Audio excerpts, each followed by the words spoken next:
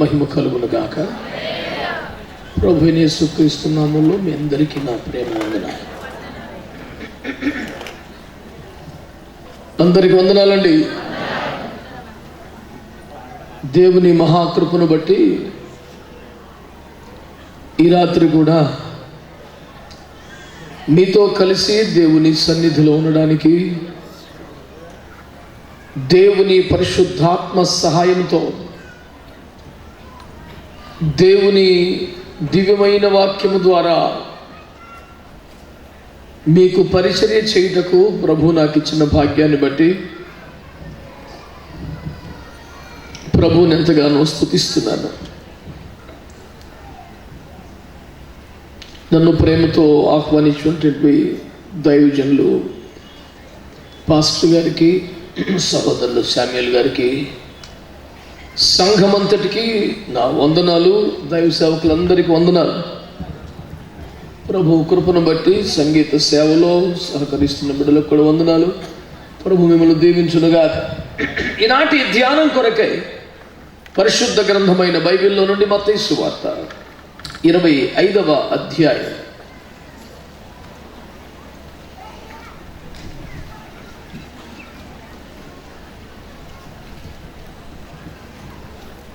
మత్తయి సువార్త 25వ అధ్యాయం 6వ వచనం.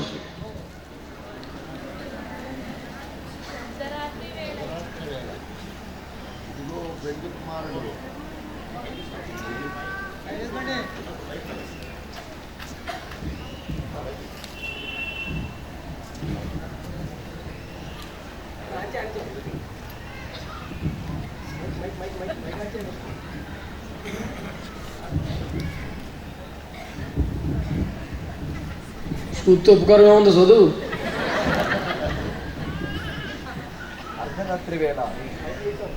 అర్ధరాత్రి వేళ ఇదిగో పెళ్లి కుమారుడు, అతనిని ఎదుర్కొనరండి అను కేక వినబడేను. చాలా సంతోషం. భక్తులంతా చేతులెత్తి యేసయ్యకి స్తోత్రం చెప్తారా? హల్లెలూయా. ప్రభునందు మిక్కిలి ప్రియమైన దేవుని ప్రజలరా, ఈ సభలో కానీ ఆయా చోట్ల కానీ ఉండి దేవుని మాటలు వింటున్నటువంటి దేవుని బిడ్డలారా, క్రైస్తవ సంఘానికి ఉన్న ఏకైక శుభప్రదమైన నిరీక్షణ, నేనో రేపో మన ప్రియ ప్రభువు వచ్చేస్తాడు, మనల్ని తీసుకెళ్తాడు అనేది. ఆమె ఏం చెప్పండి నమ్మితే ఆమె 100% నెరవేరవలసిన వాగ్దానం నెరవేరు తీరుద్ది అని మనము నమ్ముతున్నటువంటి అద్భుతమైన వాగ్దానం. మన ప్రభు యేసుక్రీస్తు మనల్ని తీసుకెళ్ళడానికి మళ్ళీ రావడమే. ఈ భూమి మీద ఏ కార్యానికి కూడా అంత గ్యారెంటీ లేదు. స్వస్థత కానీ, విడుదల కానీ, అభివృద్ధి కానీ, ఆశీర్వాదం కానీ, విస్తరణ కానీ, కాపుదల కానీ, భద్రత కానీ, దీర్ఘాయువు కానీ, ఏదైనా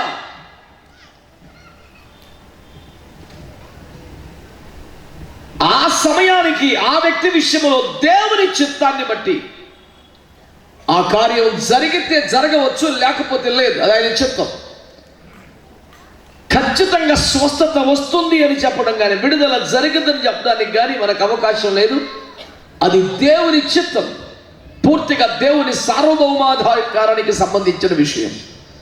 ఎవరు కూడా దానిని ప్రశ్నించడానికి ఇలా నువ్వు ఎందుకు చేయలేదు అని అడిగేదానికి లేదు. It is all about the sovereign authority of the Almighty God. కానీ యేసయ్య రెండవ రాకడ విషయం నేను అప్పుడప్పుడు అంటుంటానే 100% నమ్మవలసిన విషయం. యేసుక్రీస్తు ఖచ్చితంగా వస్తాడు అని చెబితే మీరు ఆమె ననకపోవడం నాకు ఆశ్చర్యం అనిపించింది. మీ మౌనం నశించునుగాక. ఫోన్లే దానికని అన్నారు. భీష్మించు కూర్చోవలసిన విషయం కాదు ఇది. ఏకీభవించవలసిన విషయం. పాటలలో కూడా గానం ప్రతిగానం ఉన్నదని, వాక్యములో ఉత్తర ప్రత్యుత్తములు ఉన్నాయని బైబిల్లో ఉన్నది. అదొక ఆధ్యాత్మిక క్రమం. మౌనంగా బిగుసుకుపోయి కన్నార్పకుండా నోరు తెరవకుండా వినాల్సిన విధానం ఏమి లేదు. అవునంటూ ఆమెనంటూ ఏకీభవించాల్సిన క్రమం బైబిల్లో ఉన్నదని మీకు జ్ఞాపకం చేస్తున్నాను. ప్రజలారా, దేవుని బిడ్డలారా, యేసుక్రీస్తు రెండవ రాకడ నువ్వు గ్యారంటీగా ఎందుకు నమ్ముతున్నావు అని మీరు అడిగితే నేను చెబుతున్న ఒక మంచి మాట వినండి. ఆయన మొదటి రాకకు సంబంధించి ఎన్ని వందల ప్రవచనములు ఉన్నాయో అందులో ఒక్కటి కూడా మిస్ అవ్వకుండా, ఫెయిల్ అవ్వకుండా అన్ని నెరవేర్చి ఆయన వచ్చి తన మాటను నిరూపించుకున్న అద్భుతమైన దేవుడు.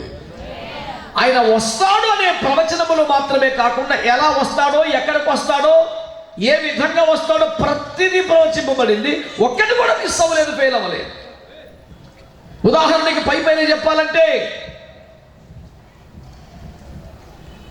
ఆదికాండం 3:15 ప్రకారం స్త్రీ సంతానమై వస్తారన్నాడు. స్త్రీ సంతానం కానీ పురుష ప్రమేయం లేకుండా లోకానికి వచ్చాడు. సంఖ్య 24:17 ప్రకారం ఇశ్రాయేలు దేశంలోకి వస్తాడని చెప్పాడు. ఖచ్చితంగా ఇజ్రాయెల్ దేశంలోకి వచ్చాడు. అదే వచ్చిన కింది భాగంలో యూదా గోత్రములకు వస్తాడని చెప్పాడు. యూదా గోత్రంలోకి వచ్చాడు. మీకా గ్రంథం 5:2లో బెత్లెహేము అనే పట్టణంలోకి వస్తాడని చెప్పాడు. బెత్లెహేము అనే పట్టణంలోకే వచ్చాడు. యెషయా గ్రంథం 7:14లో ఇమ్మానుయేలు అనే పేరు మీద వస్తాడని చెప్పారు. ఆ పేరే పెట్టబడింది. ఒకటి కాదు, రెండు కాదు. యేసుక్రీస్తు ప్రభువారి మొదటి రాకడకు సంబంధించి, శరీరధారిగా రావడానికి సంబంధించి,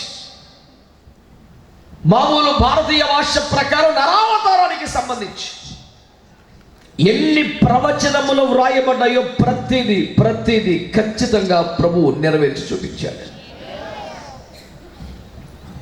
ఈ లోకములో రాజకీయ నాయకులలో 100 వాగ్దానాలు చేసి 99 నెరవేర్చకుండా ఒక్కటి నెరవేర్చిన వారు కూడా నమ్మదగిన అద్భుతమైన నాయకులుగానే కీర్తించబడుతున్నారే.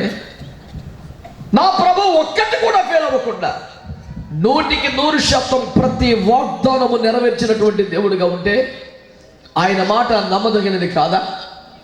ఖచ్చితంగా మొదటిసారి చెప్పినట్లే వచ్చాడు. ఈసారి కూడా వస్తాడని నమ్మడానికి మొదటి రాకడ ఖచ్చితమైన ఆధారమని నేను మీకు జ్ఞాపకం చేస్తున్నాను. ఇక రెండవ మాట, మొదటిసారి వచ్చినప్పుడు మహిమలో తాను అఖిల బ్రహ్మాండముని చరాచర జగత్తును సృష్టిని మహత్తు గల మాట చేత నిర్మించి నిర్వహిస్తున్న కాలములో వాక్కులు నెరవేర్చిన వాడుగా మాత్రమే కాకుండా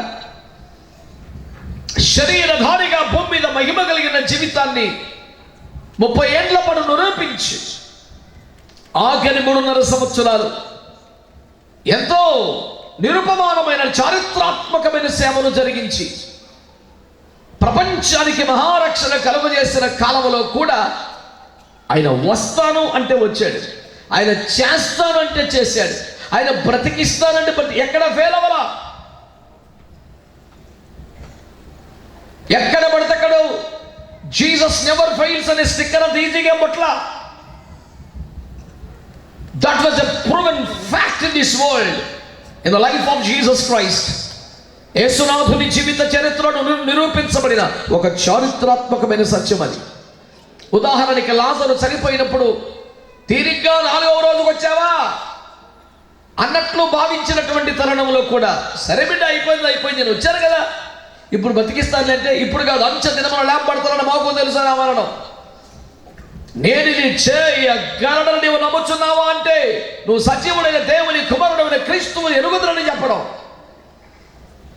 సమాధిని తెరవండి అంటే వద్దు, కప్పు కొట్టని గోల పెట్టడం. ఇన్ని ఆటంకాల మధ్య కూడా, ఇంత అవిశ్వాసము ప్రతిఘటన మధ్యలో కూడా నేను బ్రతికిస్తానని చెప్తే ఖచ్చితంగా బ్రతికించి లాజరును వారికి అప్పగించాడు. దేవునికి స్తోత్రం కలుగునుగాక. అంతేనా? తాను శిలువ మరణానికి అప్పగించబడటానికి సంబంధించి ఏమని చెప్పారు?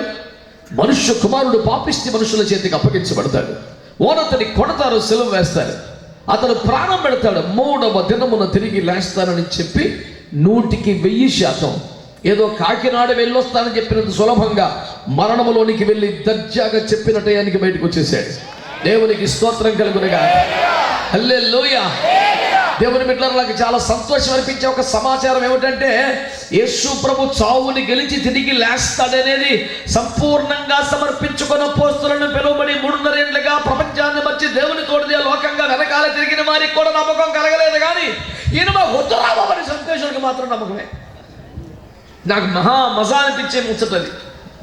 మన అపోస్తలులు లైగర్ని గదిలో తలుపులు వేసుకొని గజగజలాడిపోతే ఏడుతో కూర్చుని పోయారు. కానీ ఏమిటి తిరిగి లేచిన తర్వాత చూసిన వారు చెప్తే కూడా వారు నమ్మలేకపోయారు. కానీ ఈ యేసు మాకొద్దు, ఈ మతం మాకొద్దు అని అడ్డం పెట్టి చంపేసిన వాళ్ళు మటుకి పరిపూర్ణంగా నమ్మేశారు లెగుతాడని. ఎక్కడ రుజువైంది అది? పిలాతు దగ్గర. యేసు చనిపోయాడు అనే నిర్ధారణ కోసం బల్లెముతో ఒక పోటు పొడిచారు. రక్తమే కాదక నీరు వచ్చింది. అతడు చనిపోయాడు అని నిరూపించబడింది. ఇక శవాన్ని తీసుకెళ్లి పాతి పెట్టాల్సిన పరిస్థితి వచ్చింది. ఆ సమయంలో యేసు ఉండకూడదు, అడ్డు తొలగాలి, చంపాలని కోరుకున్న వారు, సిలువేయమని కేకలు వేసిన వారందరూ పిలాతు దగ్గరికి వెళ్ళి వాడిన పదం ఏంటి తెలుసా? ఆ వంచకుడు బ్రతికి ఉండగా మేము చంపక ముందు చెప్పాడని మళ్ళీ లేస్తానని, లేచినా లేస్తాడు రా బాబు, నీకు దండం పెడతాం. ఆ సమాధికి పెద్ద బండరాయి పెట్టమన్నాడు, చల్ల పెట్టుకోమన్నాడు. ఆ రాయి మీద ముద్ర వేయమని. ఎవరైనా జీవుల మీద, చట్టాల మీద ముద్ర వేస్తారు, రాతి మీద ముద్ర వేయటం ఏంటో మీకు మతిపోయిందా అంటే వేస్తావా లేదని కూర్చున్నారు. ముద్ర వేసాడు. సంఖ్యలు ఏమన్నారు? సమాధికి సంఖ్యలు ఏమో రావడానికి కనకట్ట ఖైదీకి వేస్తారు. వేస్తావా లేదా? సంఖ్యలు వేసారు. ఒక బెటాలియన్ సైనికులు పెట్టమన్నారు. ఎందుకురా చచ్చిపోయి చేస్తూ మీకు ఏంట్రా సమస్య? లేడు కదా, యేసు చచ్చిపోయాడు కదా. బెటాలియన్ పెట్టన్నాడు.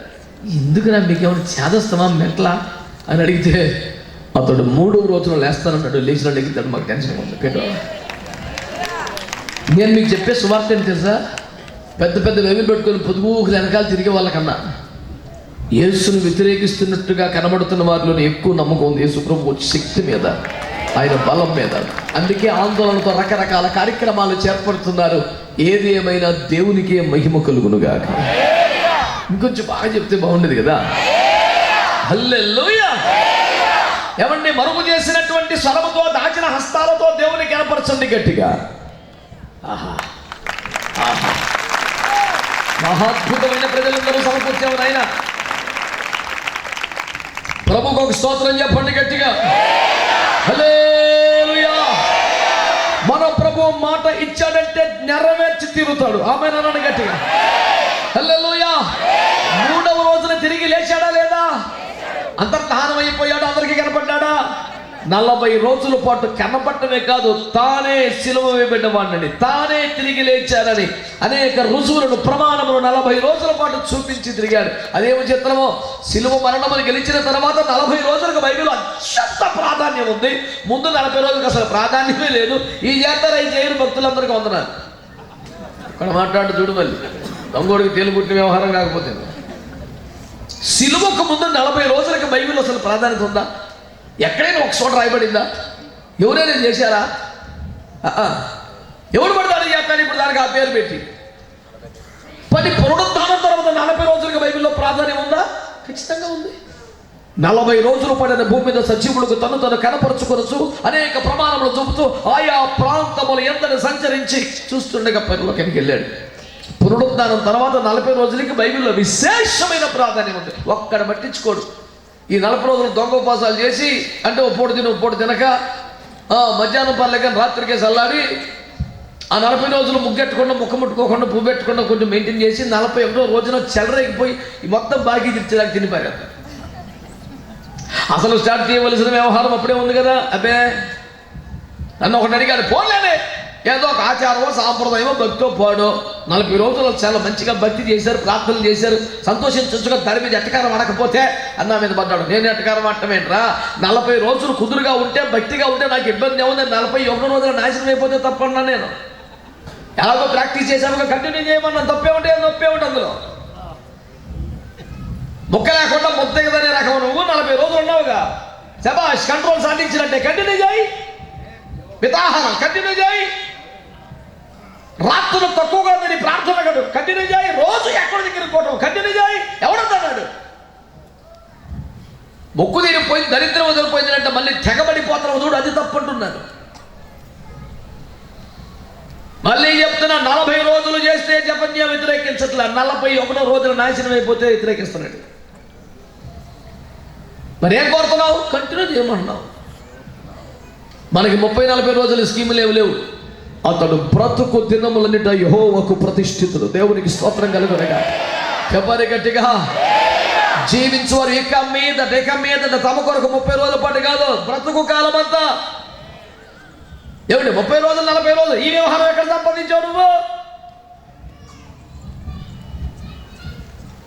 మనుష్యుల పద్ధతులను ఆచరించడానికి కాదు నువ్వు ఉన్నది. నీకు ఇష్టమైన విధానంలో చెలరేగిపోవడానికి కాదు, రక్తం పెట్టి కొనుక్కున్నాడే సై నిన్ను. ఎవరి పాటి కాదు జీవించేయడానికి కాదు దేవుడు పిలుచుకున్నది నిన్ను.